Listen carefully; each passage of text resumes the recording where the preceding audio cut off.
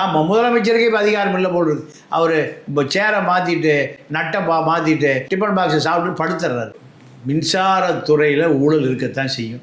ஊழல் என்பது 1967 ஆரம்பித்தது. அப்போது 60,000 கோடி ஈபியில் ஒரு 5 வருடத்திற்கான வரவு செலவு.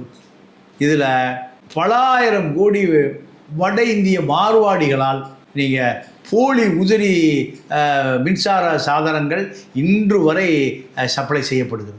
அரசே தயாரித்தா அது 1000 ரூபா தான் வரும். மார்வாடி 3000 ரூபாய்க்கு கொடுக்குறான். அதாவது ஸ்மார்ட் மீட்டர், கேபிள் ஒயர் எல்லாம் மார்வாடி கம்பெனியில் தான் வாங்குறான். இது பூரா திட்டமிட்டு லஞ்ச லாவணிய ஊழல் எல்லாம்.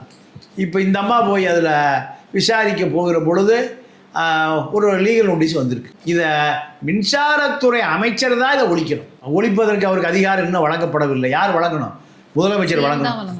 ஆமாம், முதலமைச்சருக்கே இப்போ அதிகாரம் இல்லை போல் இருக்கு. அவர் இப்போ சேரை மாற்றிட்டு நட்டை மாற்றிட்டு டிஃபன் பாக்ஸை சாப்பிட்டு படுத்துடுறாரு. 1 மாத காலம் இதுதான் நடக்குது. எந்த அதிரடியான நடவடிக்கைகளும் இதுவரை செய்ததாக எந்த செய்தியுமே வள்ளியே.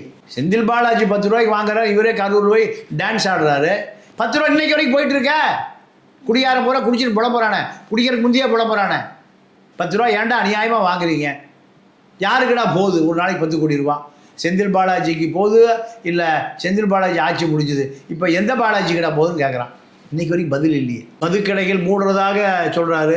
மதுக்கடைகள் தனியாருக்கு கொள்ளை அடிப்பதற்கு போக போகுதுன்னு செய்தி வந்துட்டுருக்கேன். அப்போது இதெல்லாம் எத்தனை காலம் இந்த செய்திகள் இப்படியே வந்துட்டுருக்கோம்? இன்னும் எவ்வளோ நாள் நீங்கள் டைம் கேட்பீங்க? இதுக்கெல்லாம் 1 மாத காலத்தில் அதிரடியாக அத்தனை அரசு இயந்திரங்களையும் மாற்ற முடியும். அப்படி மாற்றுவதற்கான எந்த முயற்சியுமே இல்லையே.